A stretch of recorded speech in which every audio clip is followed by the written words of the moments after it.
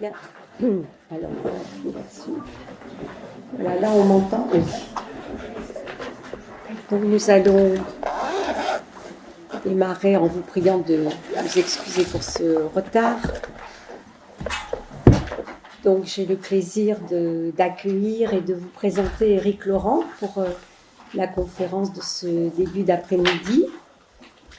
Donc Éric Laurent je pourrais dire qu'on ne le présente pas, mais j'ai quand même envie de dire qu'il est psychanalyste, qu'il est membre de l'école de la cause freudienne, qu'il exerce la psychanalyse à Paris, qu'il est ancien président de l'Association mondiale de psychanalyse, oui.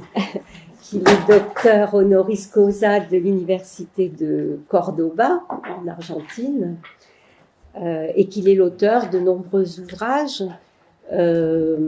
notamment Lost in Cognition, qui est un ouvrage sur psychanalyse et sciences cognitives, La bataille de l'autisme et L'envers de la biopolitique, pour citer les plus importants. Et je signalerai également quelques-uns de ses derniers articles, notamment dans le numéro d'Ornicar intitulé « Dire », l'excellente revue Ornicar qui sera présentée tout à l'heure, puisque ce matin il a été question du dire. Donc l'article s'intitule « Conjecture du savoir et désir de l'homme », LOM.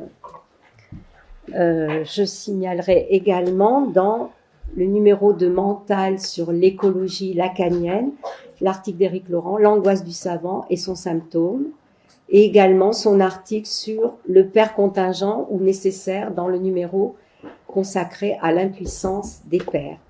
Donc sans tarder, pour ne pas perdre de temps, je vais lui passer la parole. Il va parler sous l'intitulé « La singularité et la faille ». Merci Christiane de votre présentation. Et oui, je vais parler sous l'intitulé « La singularité et la faille » avec un sous-titre « Une écriture pour la clinique ». En effet, puisque cette journée nous propose l'articulation de la clinique et de la singularité, cette articulation présente plusieurs antinomies. L'ambition des classifications cliniques est précisément de pouvoir faire prévaloir les regroupements, les types cliniques, au détriment de la singularité. Mais à l'inverse, la singularité est une machine de guerre contre les regroupements cliniques de quelque sorte qu'ils soient. Nous le verrons dans l'historique des usages d'une des plus importantes classifications cliniques contemporaines, le DSM américain. Diagnostic, statistique, manuel.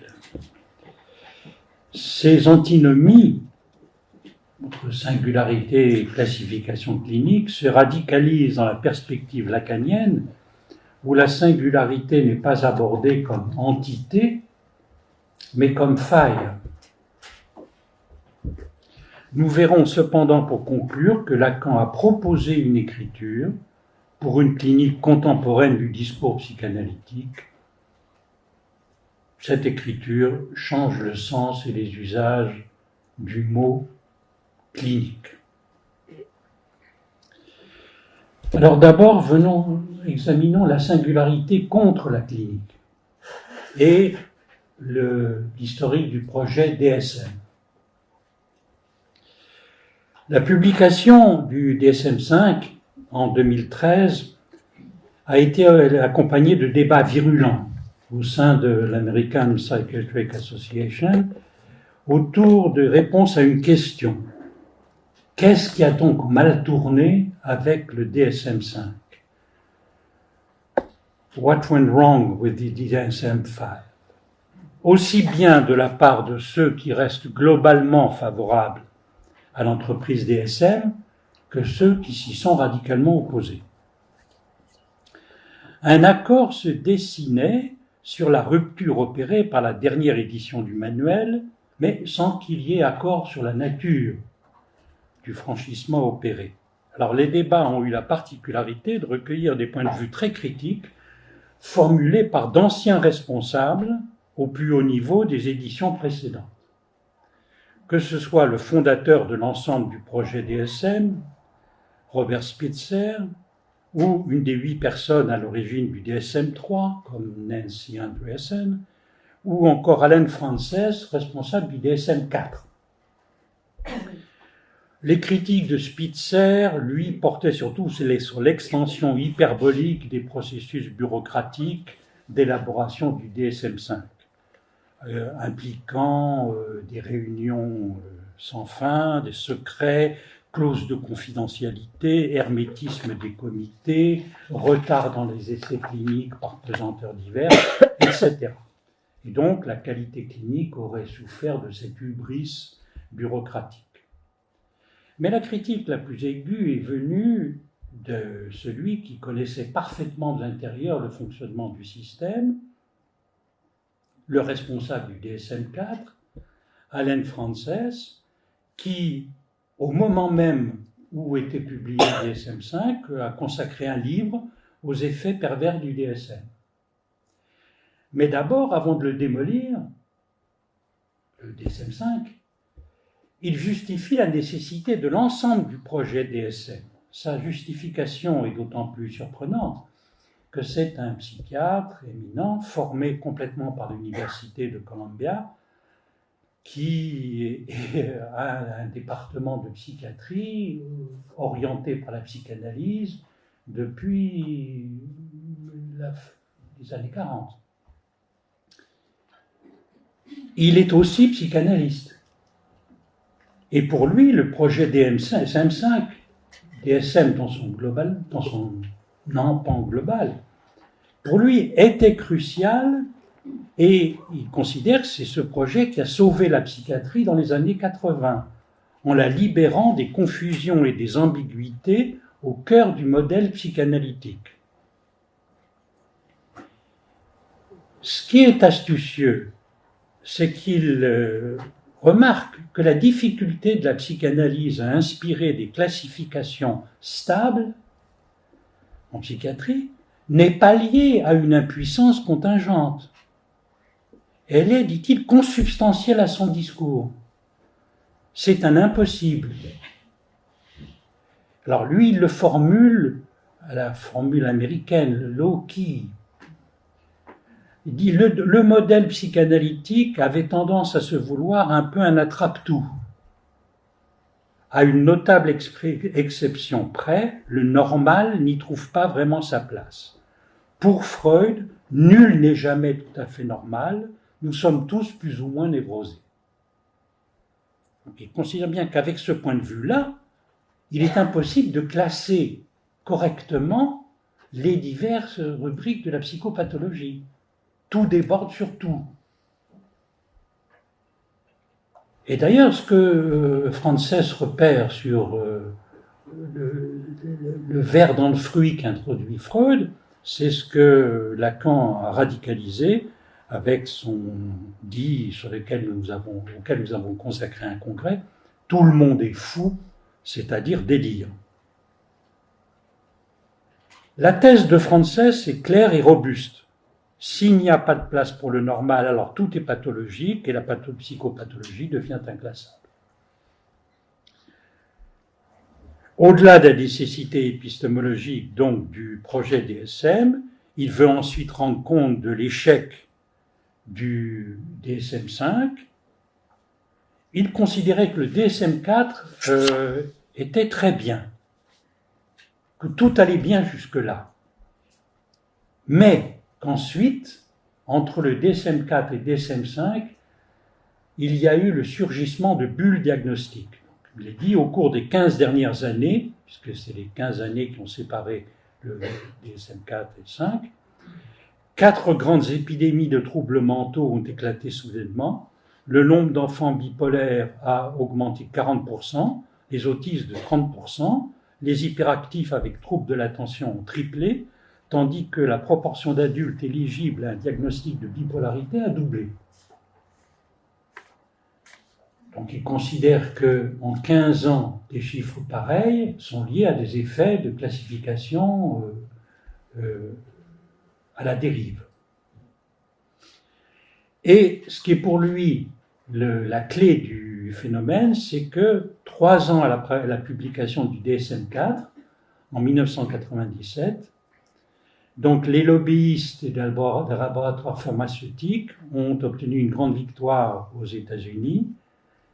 Ils ont obtenu, et c'est le seul pays au monde où c'est le cas, à pouvoir autoriser la publicité directe des médicaments auprès des consommateurs. Donc à partir de cette date, il n'y a plus de limite du marketing direct auprès des médecins et des consommateurs, de toutes les métaphores inventées par les publicitaires de la santé. Le succès du déséquilibre chimique pour rendre compte de toute chose en psychopathologie n'aura plus de borne. Donc le rôle de Big Pharma dans la surmédicalisation et la promotion de la médicalisation de la vie est central pour Allen Frances. Il y ajoute le poids des associations de parents qui veulent avoir accès à des services appropriés pour leurs enfants, accès auquel seul le diagnostic donne droit, et il faut le meilleur diagnostic, celui qui donne accès au plus de droits est le diagnostic d'autisme. Donc les associations de parents militent pour que le diagnostic soit le plus généreusement attribué de façon à avoir des droits pour leurs enfants. Et enfin, le rôle des associations de consommateurs qui cherchent à regrouper toujours plus d'adhérents autour d'une classification particulière. Donc, le poids respectif des différents facteurs du contexte peut se discuter, mais le résultat final est indéniable. D'une certaine façon, le contexte est venu à bout du texte. Et on a, c'est la surmédicalisation. Ce dont Frances fait un phénomène de civilisation, je le cite, à mesure que notre monde se globalise et s'homogénéise, s'amenuise aussi notre tolérance à l'égard de l'excentricité ou de la différence, et que nous avons du coup tendance à médicaliser. Donc les bulles diagnostiques sont pour lui un simple effet de cette nouvelle approche civilisationnelle. Contre la normalisation, Frances met son espoir dans la reconnaissance d'une plus grande place pour le normal, qui réduirait l'extension du pathologique. Voyons maintenant phénomène inverse, la clinique contre la singularité et ses signifiants maîtres liquides. Le normal fonctionne pour Frances comme un obstacle épistémologique, l'empêchant de reconnaître la place du sujet. Il reste attaché à l'individu dans sa normalité, au sein du collectif de la classification. Or, comme le note Lacan dans une phrase brillante comme un diamant, le collectif n'est rien que le sujet de l'individuel. Il y a donc, lorsqu'il prononce cette phrase à la fin des années 40, on parlait encore d'inconscient collectif, et donc le collectif n'est rien, c'est au moins cette thèse, il n'y a pas d'inconscient collectif, mais que le sujet de l'individuel, c'est-à-dire qu'il n'y a pas des individus, il n'y a pas d'individus isolés au sens libéral du terme. Pour nous, à suivre Lacan, chaque individu est traversé par un effet sujet et par là articulé au seul lieu commun, le lieu de l'autre. Il y a deux facettes de la question du sujet qui se révèlent dans les classifications diagnostiques. Le sujet est-il ce qui peut trouver une place ubiquitaire dans la classification, ou le sujet est-il ce qui échappe à toute classification? En fait, il est à la fois partout et nulle part. Le sujet de l'inconscient lacanien est repérable à partir de ce qui cloche, et justement, les classifications clochent. Quelles qu'elles soient, des glissements se produisent sans cesse donnant lieu à ce qui a été nommé par des statisticiens l'effet savonnette. Les classifications ne sont pas des concepts qui, eux, sur lesquels on peut fermer la main, elles échappent comme la dite savonnette qui glisse. Les sujets s'emparent des catégories qui leur sont proposées par les spécialistes pour en faire un usage hors étiquette, off-label, comme on dit, et pas seulement pour les médicaments. Et on le voit pour les 3 catégories cliniques qui ont formé les bulles classificatoires, bipolaire, autiste et hyperactif. Je ne sais pas pourquoi. C'est une nouvelle catégorie. Voilà. C'est une catégorie que je trouve qui devrait figurer. Absolument. C'est un effet que l'épistémologue Ian Hacking avait nommé le looping effect, l'effet de boucle. Le sujet s'empare et se revendique de la catégorie avec laquelle on le ségrègue. Les bulles diagnostiques doivent beaucoup à ces effets d'emballement, et ces bulles s'accompagnent très bien du caractère incertain de certains des diagnostics favoris, comme celui du trouble de déficit de l'attention avec ou sans hyperactivité, qui est le trouble qui est le plus incertain dans son fondement, bien qu'il soit le plus répandu mondialement, et qu'il résiste à toutes les critiques fondées qui lui sont adressées. Il y a toujours 10% de plus de TDAH par an, quelle que soit la critique. L'effet identificatoire produit par les catégories fait que les sujets parlent d'eux-mêmes dans la langue du spécialiste qui se voudrait métalangage. Et là, le dit de Lacan, selon lequel il n'y a pas de métalangage, se vérifie une fois de plus. Il n'y a pas de séparation nette entre ce qui serait la langue dans laquelle se dit le symptôme et les métacatégories utilisées pour le saisir. Certains s'enthousiasment sur ce régime identificatoire nouveau. C'était le cas de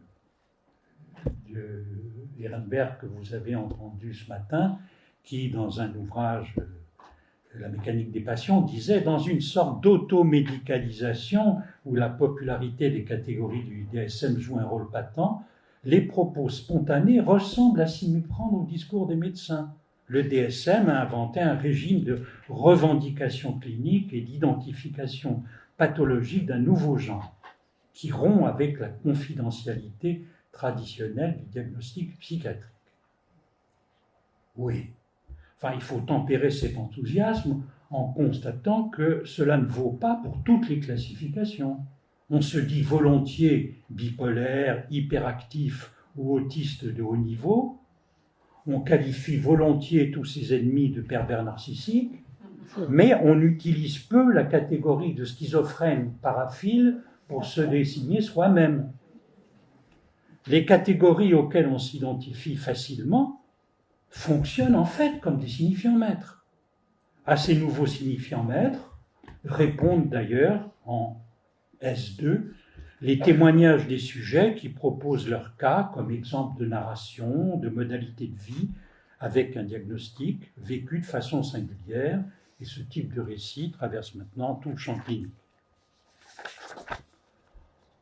On pourrait aussi ajouter que le discours psychanalytique avait, avant les signifiants maîtres DSM, avait réussi aussi à faire des catégories cliniques issues de la clinique psychiatrique, des signifiants maîtres dans lesquels les sujets se reconnaissaient avec jubilation.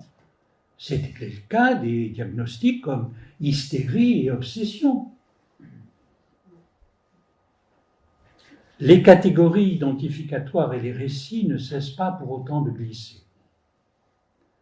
Un étrange sociologue, Zygmunt Bauman, distingué par le pape François, s'est rendu célèbre pour avoir qualifié notre époque de liquide. Il reformulait là le célèbre dit de Marx, selon lequel le capitalisme fait passer des liens les plus solides et les plus anciens en fumée, comme dit le texte français. Alors que le texte allemand, alles Standische und Stehende verdampft, a plus à voir avec l'évaporation, le gazeux. Il fallait trouver un mot pour qualifier les effets de notre modernité, Bauman l'a trouvé, le liquide. Les nouvelles identités et les nouveaux signifiants maîtres, qui se proposent aussi dans les classifications, sont marqués par le transitoire et le précaire, par la fugitivité, Vergänglichkeit, pour reprendre un adjectif freudien.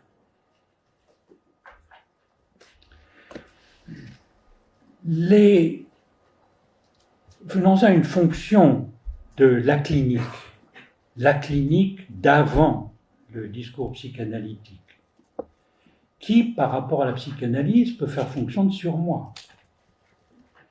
La classification clinique, dans la mesure où elle a l'ambition de valoir pour tous, a une dimension de surmoi. Il y a une gourmandise surmoïque dans la volonté de la clinique de faire disparaître les exceptions. On retrouve là que l'universel est au service de la volonté de jouissance, comme dit Jacques-Alain Miller dans sa théorie de Turin.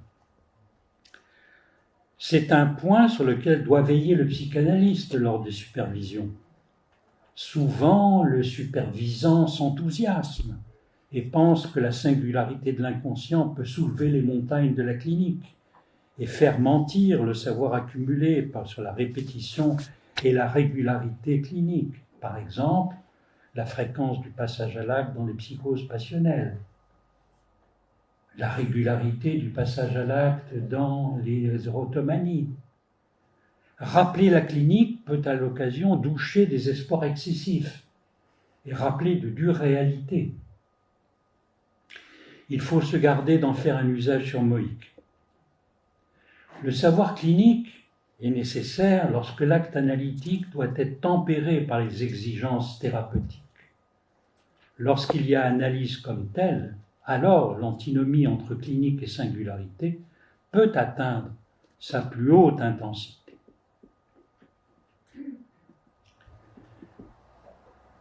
Si les identités chavirent si profondément, bien que toujours différemment, c'est qu'il n'y a que des identifications, parce qu'il n'y a pas d'identité qui tienne.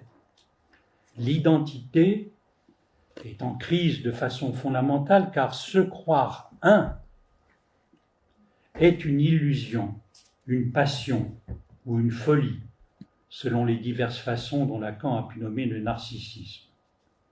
Dès 1946, et son texte sur la causalité psychique, Lacan le souligne. Les premiers choix identificatoires de l'enfant ne déterminent rien d'autre que cette folie par quoi l'homme se croit un homme. Fin de citation. Se croire un est fortement désigné comme passion narcissique. Citation encore de 46. Cette illusion fondamentale dont l'homme est serf, bien plus que toutes les passions du corps au sens cartésien, cette passion d'être un homme, dirais-je, qui est la passion de l'âme par excellence, le narcissisme, lequel impose sa structure à tous les désirs, fût-ce au plus élevé. Jusqu'à quelle heure? Vous avez le temps. Vous finissez tranquillement. Le sujet de l'inconscient, lui, est ponctuel et évanouissant. À rebours des identifications. C'est pourtant lui que les discours cherchent à nommer d'une façon ou d'une autre. Le discours politique, le discours du maître, fait de l'identification la clé d'une capture. Comme l'a souligné Jacques-Alain Miller, que dans un texte qui est un entretien donné à la revue Cité, le cite, aux yeux de Lacan, la politique procède par identification. Elle manipule les signifiants maîtres, elle cherche par là à capturer le sujet. Celui-ci, il faut le dire, ne demande que ça, étant comme inconscient, en manque d'identité, vide, évanouissant.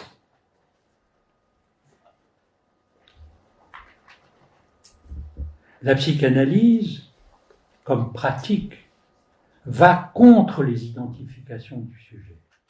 Elle les défait une à une, elle les fait tomber comme les peaux d'un oignon, et de ce fait, elle rend le sujet à sa vacuité primordiale. Fin de citation de Jacques. C'est à partir de là que dans la pratique de la cure peut se penser une traversée du fantasme en prenant appui sur le désêtre du sujet. Nous voyons bien l'opposition entre les deux régimes, entre identité et identification selon les discours. La façon dont le discours du maître veut donner consistance à l'identification s'est trouvée mobilisée de façon cruciale par la politique des identités, comme elle s'est appelée, au pluriel. Il s'agit, sous cette rubrique, de remplacer les grands récits politiques par les récits fragmentés de la conquête de l'égalité des droits entre différentes communautés dont se réclament les sujets, que ce soit minorités sexuelles, minorités raciales, dites racisées, et faire de l'égalité des droits des différentes minorités un grand récit politique semble un des enjeux majeurs du discours politique contemporain, donnant lieu à une sorte de prolifération des récits. Mais la prolifération des noms, des récits, des communautés recouvre la faille fondamentale du sujet de l'inconscient et de la mentalité au sens de Lacan. Je cite, Lacan, ça n'est pas du tout identitaire la maladie mentale, c'est plutôt la mentalité qui a des failles. La faille de la mentalité rouvre un trou dans les discours. Et la puissance propre du discours psychanalytique procède autrement que le discours du maître pour rappeler les sujets à la singularité de leurs désirs, de leurs fantasmes, de leurs symptômes. Il ne fournit pas de signifiant maître nouveau. Il veut séparer le sujet de ses signifiants maîtres pour isoler la différence absolue. C'est là où le projet psychanalytique de rappeler chacun à la singularité de son délire, selon le dit de Lacan, surmonte le projet d'Allen Frances qui voulait, lui, sauver la normalité. Nous souhaitons, à l'inverse, en détruire radicalement les prestiges.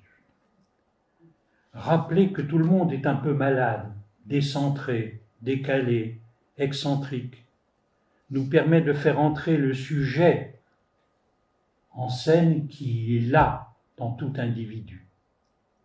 Les façons propres d'organiser sa jouissance, la singularité du fantasme, la singularité du mode de jouir de chacun, trouvent à s'ordonner à partir du corrélat fantasmatique entre le sujet et son plus de jouir. C'est cette existence qu'il s'agit en tout discours de faire valoir. Venons-en donc à la façon dont Lacan résout la difficulté entre cette singularité atopique et un discours possible. Il en propose une version dans un texte de 1975. Introduction à l'édition allemande des Écrits.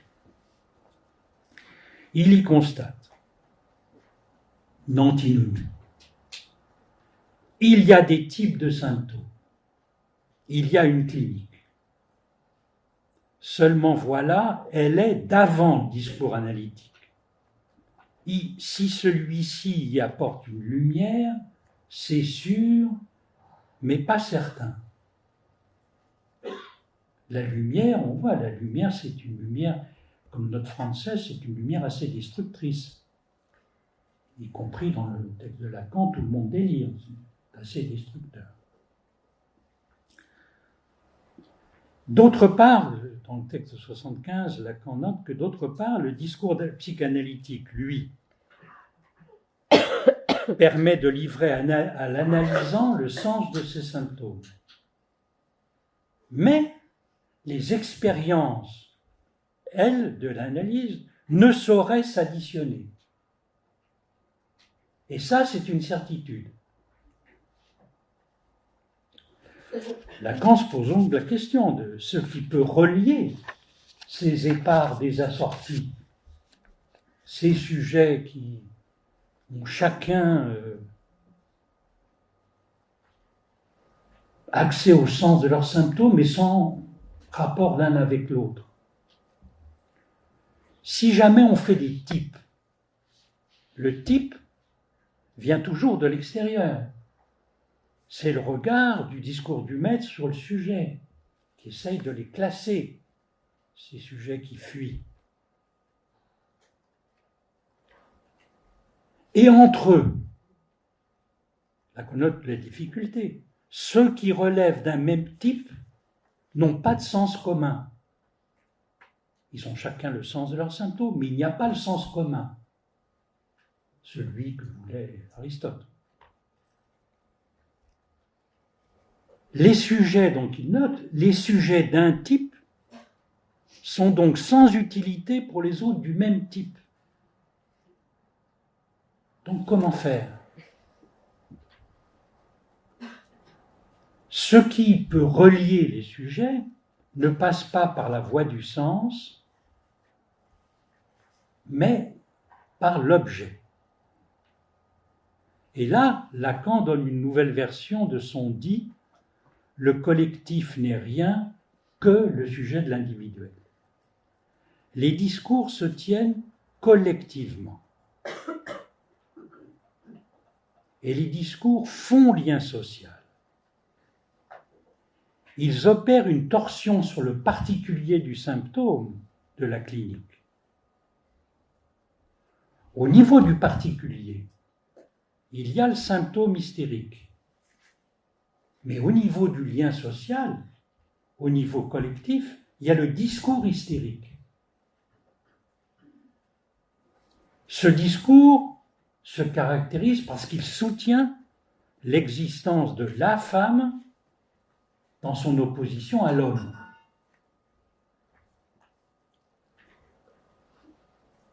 De même, au niveau du particulier du symptôme, il y a l'obsession. Au niveau du collectif, il y a le discours de la religion. Et c'est pour ça qu'il dit, il est concevable qu'un obsessionnel ne puisse donner le moindre sens au discours d'un autre obsessionnel. C'est même de là que partent les guerres de religion. Donc, du côté de l'hystérique, le discours collectif, selon le principe de Masson-psychologie que rappelle Jacques-Alain Miller dans sa théorie de Turin, n'est-ce pas? Le discours collectif, en général, met un objet en commun pour provoquer l'identification. Ça, c'est la formule générale. Mais dans le cas de l'hystérie, ce qui est le particulier de ce discours, c'est qu'il met en commun le manque pris comme objet. Je cite Lacan, « Il n'y a pas de sens commun de l'hystérique, et ce dont joue chez eux ou elles l'identification, c'est la structure et non le sens, comme ça se lie au fait qu'elle porte sur le désir, c'est-à-dire sur le manque pris comme objet, pas sur la cause du manque. » Tout ça mériterait 1h30 de... Mais globalement, simplement, on voit que la transmission dans la psychanalyse ne peut pas se faire par la voie du sens, mais par la structure de l'inconscient. Et là, cette structure de l'inconscient, quand Lacan dit la structure, et dans le sens, c'est la structure de l'inconscient qui inclut le non-rapport sexuel, le sujet supposé savoir et l'amour qui s'adresse à ce savoir. L'inconscient articule l'absence de savoir sur ce qu'est la femme pour l'homme, l'absence de rapport sexuel, et le plus de jouir qui s'en dépose. Donc, la clinique, d'après le discours analytique, ça n'est pas la clinique d'avant, plus ou moins limitée aux catégories cliniques utilisées par Freud, et uniquement elle, 5 en tout, ou bien la clinique classique, vaguement complétée d'ajouts proprement psychanalytiques, comme l'acting out, par exemple, qui est inconnu de la clinique psychiatrique. La clinique, d'après le discours psychanalytique, selon Lacan, est d'une toute autre ampleur. C'est l'écriture des discours proprement dits. Ces discours n'ont de rapport avec la clinique d'avant la psychanalyse qu'en un point. C'est la façon dont la question posée par l'inexistence de la femme a été saisie par la clinique classique. Elle l'avait attrapée par la catégorie de l'hystérie. Et c'est pour ça que Lacan peut dire que les types cliniques relèvent de la structure, voilà qui peut déjà s'écrire, quoique non sans flottement. Ça n'est certain et transmissible que du discours hystérique. À rebours de l'intuition, je prends pour preuve de la certitude qui s'obtient du discours de l'hystérie le fait que l'hystérie est sortie maintenant des classifications psychopathologiques. Cette sortie des classifications est liée au déplacement de la question de la femme qui a été déplacée après la mise au jour du discours psychanalytique. La clinique psychiatrique ne peut plus saisir la place de la femme à partir de l'hystérie. Elle le fait encore à partir de catégories comme la dépression, puisque la dissymétrie entre les sexes sur cette affection reste indépassable. Quel que soit le changement de statut sociologique des femmes, il y a toujours 2 fois plus de femmes déprimées que d'hommes. Donc, plus d'hystérie dans la psychopathologie, mais un discours de l'hystérie qui maintient la possibilité de l'universel côté femme. Le relais est passé et le discours de l'hystérie peut s'écrire à côté des 3 autres. La clinique d'après le discours laisse donc la voie pour le dégagement et la production de la différence pure. Avec les discours, Lacan réussit à trouver une écriture pour la clinique en psychanalyse, à rebours de l'identification ségrégative, une écriture qui permettrait de noter, non sans flottement, le passage de l'ancienne clinique à la nouvelle. Quand Lacan dit non sans flottement, il me semble que c'est ce qu'il allait lui donner l'élan pour poursuivre, essayer de réduire le flottement, et c'est avec les nœuds qui allait lui permettre encore le renouvellement de cette écriture, qui permet de centrer la différence à l'envers des massifications de la biopolitique. Merci.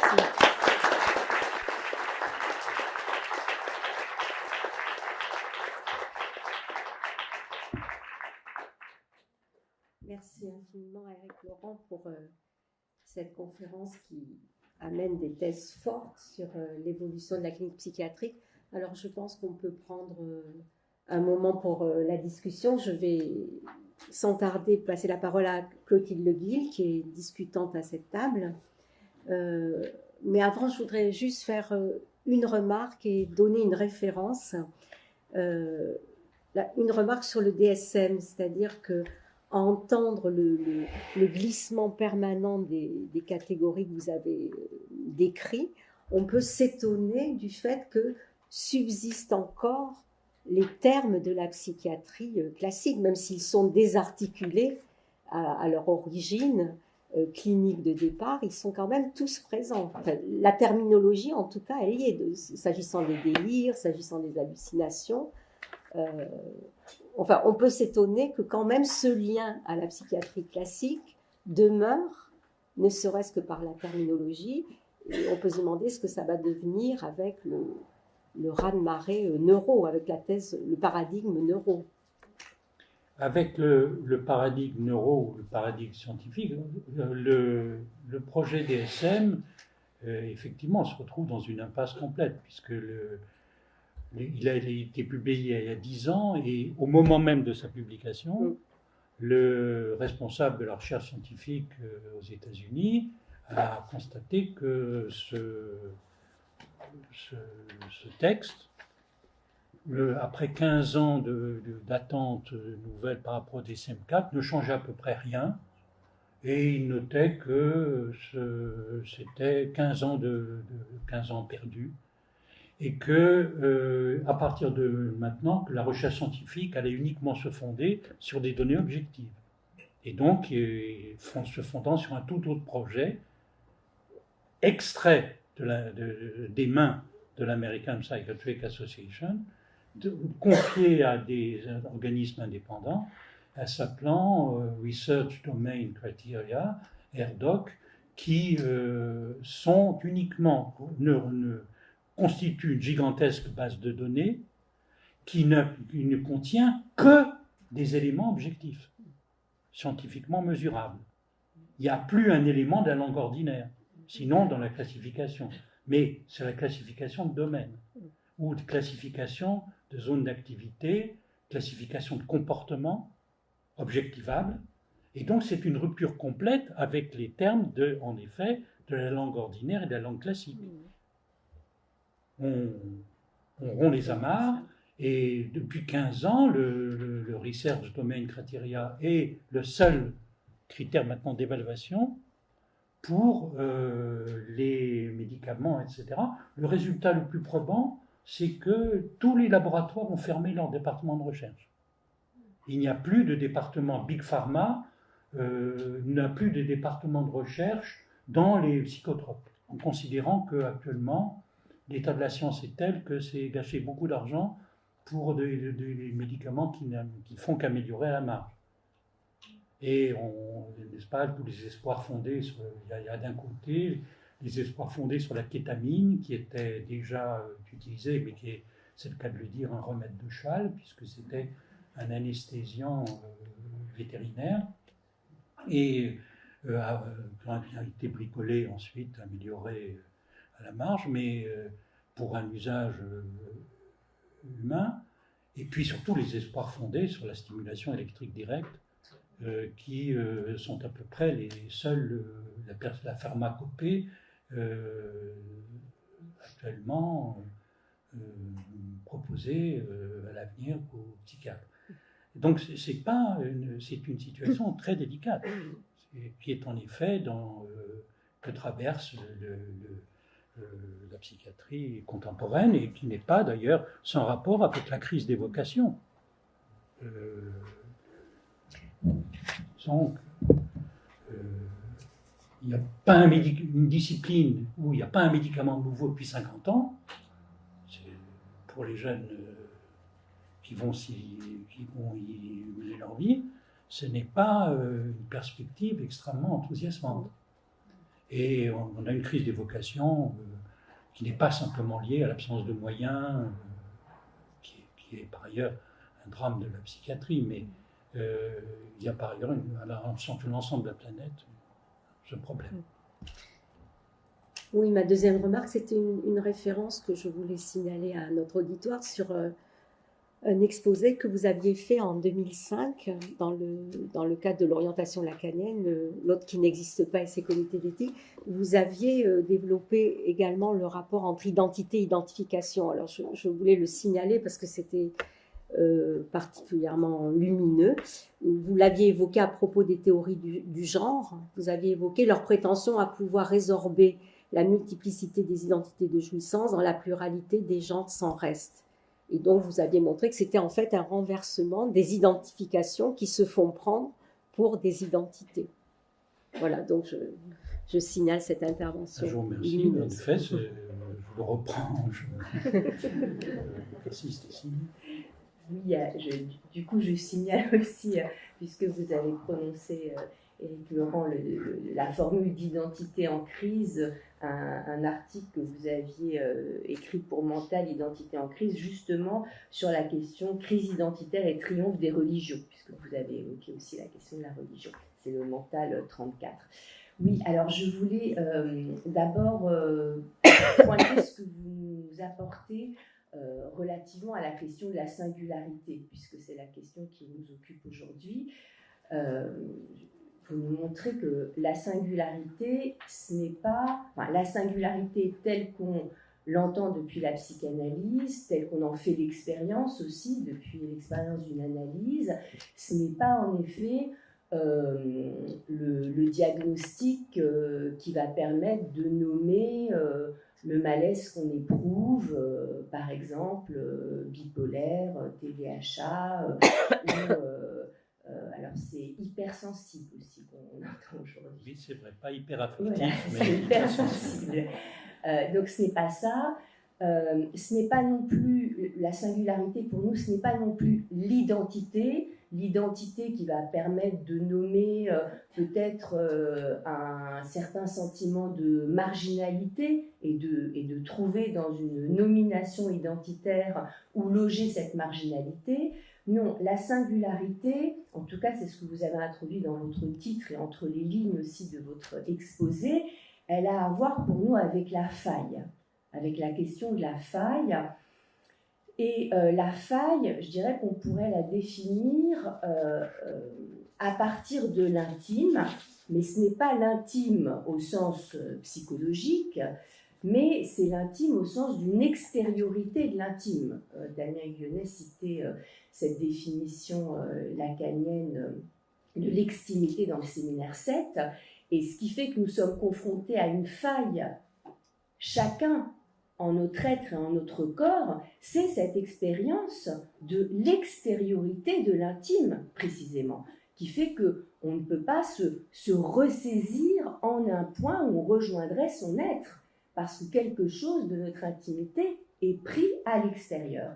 Et donc, je trouve que ce lexique de la faille, il est aussi précieux parce qu'il répond à un autre lexique qui est assez à la mode aujourd'hui, qui est celui de la vulnérabilité, de la fragilité. Voilà. Et alors, nous, on ne va pas prendre les choses du côté d'une vulnérabilité qui sera en quelque sorte par nature, hein, mais du côté plutôt d'une faille de structure. Ensuite, peut-être une première remarque pour une question. Vous nous avez montré à quel point il y a tout de même une certaine appétence, un certain goût pour ces diagnostics aujourd'hui, et les individus, plus que les sujets, eux-mêmes vont, s'y loger volontiers, se présenter depuis ces diagnostics comme s'ils consentaient à ce que Lacan appelait l'aliénation la plus profonde que la civilisation scientifique impose au sujet. C'est ce qu'il dit dans Fonction et champ de la parole et du langage déjà. Et ce qui me frappe, c'est que nous sommes dans un moment où il y a une grande sensibilité à la question des abus de pouvoir, de l'emprise, de ce que Eva Illouz appelle aussi le pouvoirisme. Mais la question de cette emprise du discours de la science sur le sujet, elle semble vraiment constituer un point aveugle. C'est-à-dire que là, il y a vraiment un consentement à se laisser définir par une langue qui évacue totalement la possibilité même de donner la parole au sujet. Vous pouvez peut-être commencer par là. Est-ce que vous voulez dire ?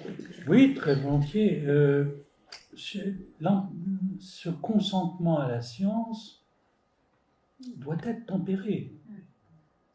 Nous venons de voir que pendant l'épidémie du Covid, il y avait 25% de la population qui ne consentait en rien à la science. Et à l'évidence qu'on attrapait le virus, s'opposait, on avait 25% d'irréductibles dans tous les sondages constatés. Dans les pays, aux États-Unis, on voit que Trump peut nommer ministre de la Santé, quelqu'un qui doit être, on peut, je crois, sans exagération diagnostique, considéré comme un fou furieux, qui, quand même, 80 prix Nobel disent que quand même cette personne est quand même insensée, et c'est le choix. Celui qui a incarné la science, Fauci, pendant toute l'épidémie aux États-Unis, est voué aux gémonies, c'est tout juste, il ne doit pas bénéficier d'un système de protection par le FBI. Donc, l'idée du consentement de la science, c'est double. Il y a à la fois un aspect, disons, les sujets s'emparent des catégories par lesquelles on les désigne, avec cette jubilation destructrice, d'une certaine façon. Je suis bipolaire, j'exige maintenant que vous me renouveliez mes droits, etc. D'où le rapport particulier dont les collègues qui sont psychiatres témoignent du changement de clientèle opéré le consumérisme, où des sujets viennent voir des psychiatres, mais en le destituant leur savoir. Ils ne viennent pas voir un psychiatre, médecin, pour lui demander son avis. Ils l'ont déjà. Je suis bipolaire, donnez-moi le médicament, sinon je mets le feu à votre cabinet. Ça donne, ou bien le renouvellement, le médecin fonctionnant comme distributeur de médocs et d'ordonnances diverses, etc., sous une certaine menace. Où disons, la destitution de l'élite par une sorte de populisme consumériste s'accompagne c'est utiliser de la science contre l'élite, si je puis dire, en destituant le savoir, avec des mouvements très particuliers, comme ce refus globalement de la science d'une partie très importante de la population. On sait que la science est bien jolie, mais on sait que tous les systèmes universitaires du monde, quels qu'ils ont été, on n'arrive pas à diplômer plus de 30% de la population. On n'arrive pas à diplômer plus de 30% du Lazare. On s'y est pris de tas de façons, avec des systèmes égalitaires, les systèmes des pays du Nord, de la Finlande, etc. Il y a une sorte de plafond. Ce qui veut dire qu'il y a 2 tiers de la population qui, précisément, ne rentreront pas dans ce rapport-là avec le savoir. Et ce qui donnera un certain rejet. Et qu'on a, si je puis dire, on a ces mouvements très mouvants, très intéressants à suivre d'ailleurs. Pas seulement intéressants, par moments effrayants, qui doivent faire partie de notre... qui font partie, je trouve, de notre situation de sujet. Alors, je voulais reprendre aussi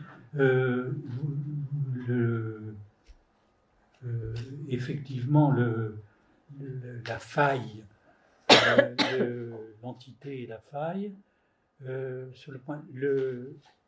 Lacan utilise disons le cristal de la langue française pour faire valoir effectivement tout ce registre entre le faux, il faut de l'impératif, du devoir, avec la faille et ce qui manque. Avec précisément de dire le sujet de l'inconscient est à la fois faille, c'est l'envers de ce qu'il a dit quand il dit le sujet de l'inconscient a un statut éthique, un vouloir être. Et qu'au fond, on a ces 2 registres. C'est à la fois, ça n'est pas un être, c'est un vouloir être d'un côté, un statut éthique et non pas épistémologique, et de l'autre côté, c'est ce qui fait défaut. c'est ce qui n'est inscriptible que d'une barre, que d'une la marque de ce qui vient simplement marquer ce qui manque. Oui, sur l'éthique, justement, donc à la fin de votre intervention, vous creusez cette antinomie entre clinique et singularité, en disant que finalement, dans l'expérience d'une analyse... Mes excuses, je rencontre quelques problèmes de connexion. Essayez. On a une Ila à nos côtés. Qui s'excuse en plus. Donc, oui.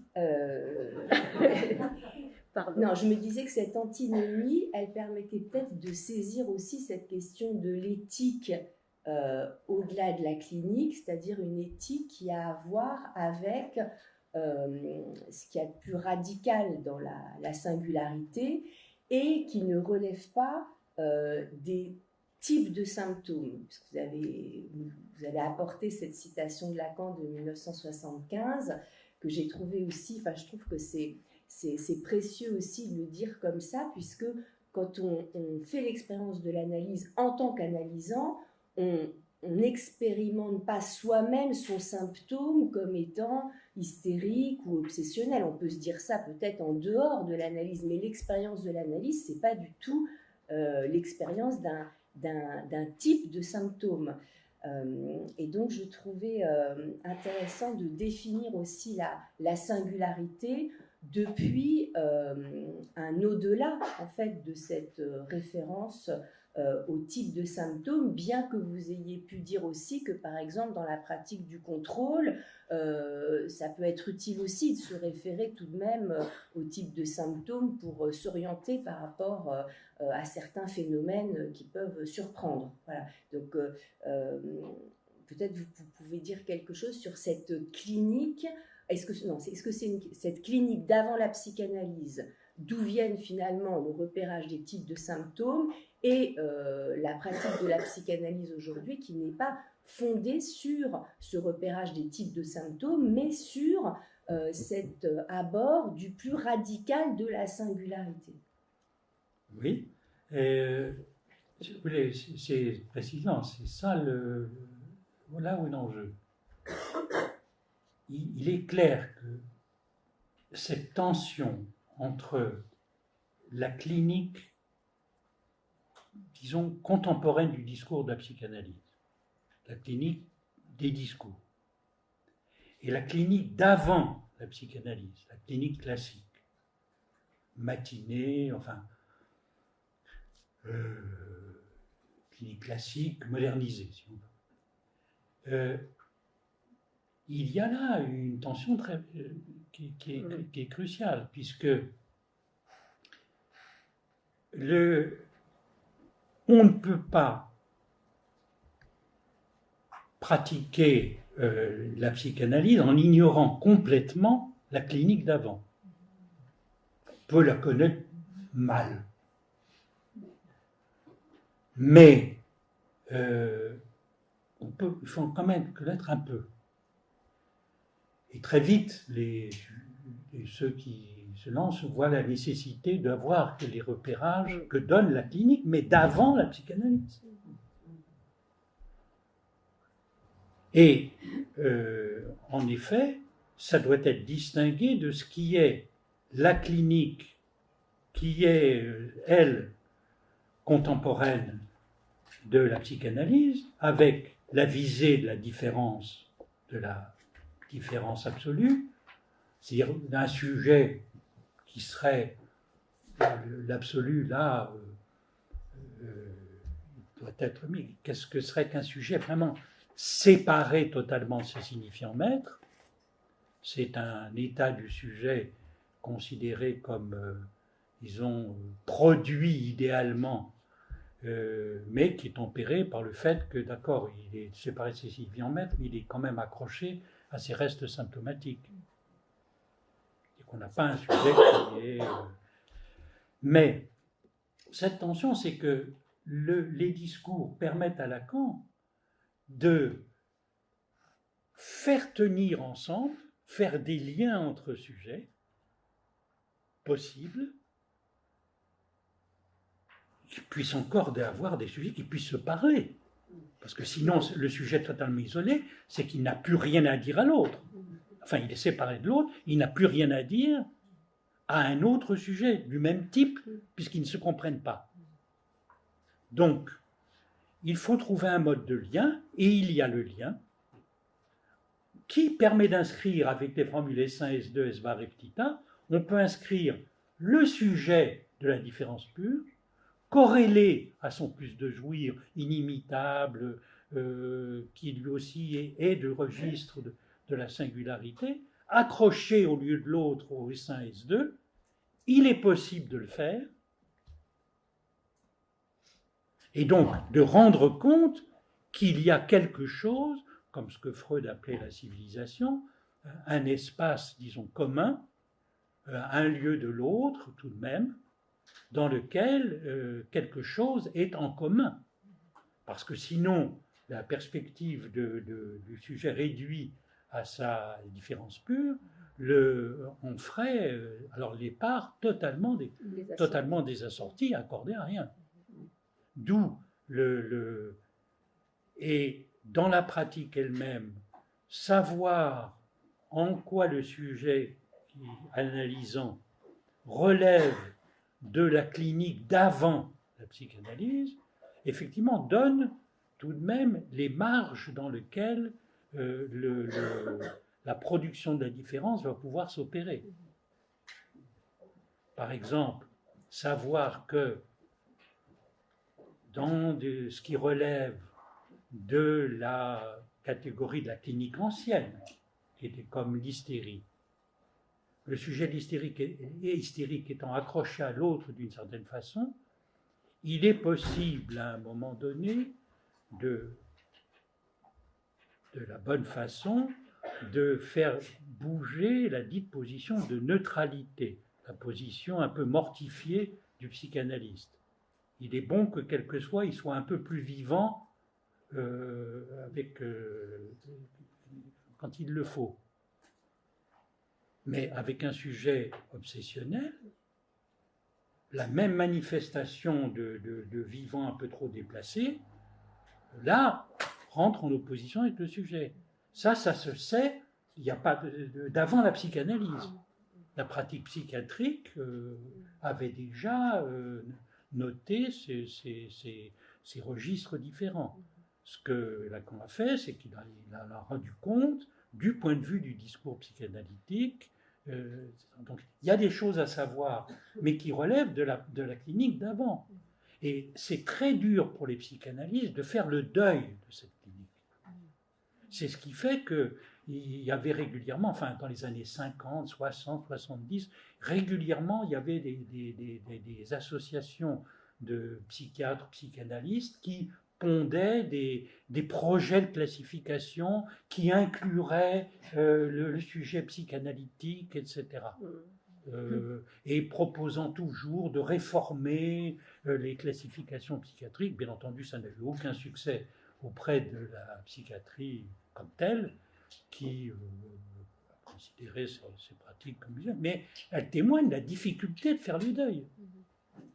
Et en effet, il faut s'appuyer sur une clinique, mais tout en sachant que vouloir fabriquer une classification d'inspiration, comme on disait, d'inspiration psychanalytique est un projet en impasse. Mais il n'empêche pas moins qu'il faille se plonger dans les organisations de la clinique classique, et c'est pour ça d'ailleurs que dans les départements de psychanalyse, on enseigne et on transmet les arêtes fondamentales qui doivent être retenues de cette clinique. Peut-être juste une dernière petite question très courte, puisque vous avez évoqué à la fin de votre intervention le fait que le discours psychiatrique, la clinique psychiatrique plutôt, ne pouvait plus loger la question de la femme. et que l'évacuation de la référence à l'hystérie en témoignait, on peut dire que le féminisme ne loge plus vraiment, ou pas, d'ailleurs, je ne sais pas s'il l'a jamais logé, la question de la femme non plus, disons autrement que en termes d'un côté de revendication de droit ou de dénonciation de certaines violences. Et donc, finalement, on a le sentiment que seule l'expérience de la psychanalyse fait une place à cette question de la position féminine de l'être, pour reprendre un titre de votre cours. Enfin, modulerai le point. Il me semble que, disons, par l'exfiltration de toutes les catégories de ce qui relève de l'autodétermination,